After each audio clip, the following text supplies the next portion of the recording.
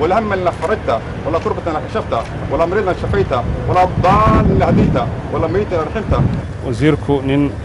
محترمة وأهل الدين أيها دنير أنه ندوق قبان وده شقينيني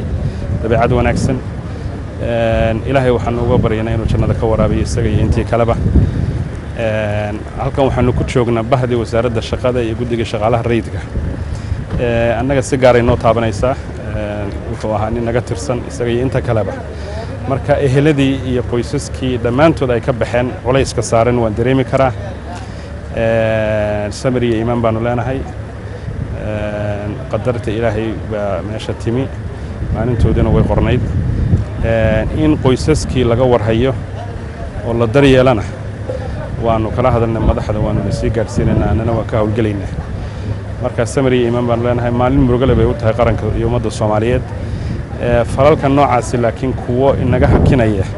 in dalka loo adeego ma noqon doonaan waxaan ummadda Soomaaliyeed ku boorinaya dhammaan in meel looga soo wada jeesto kooxdan halista ku ajiritaanka ummadda Soomaaliyeed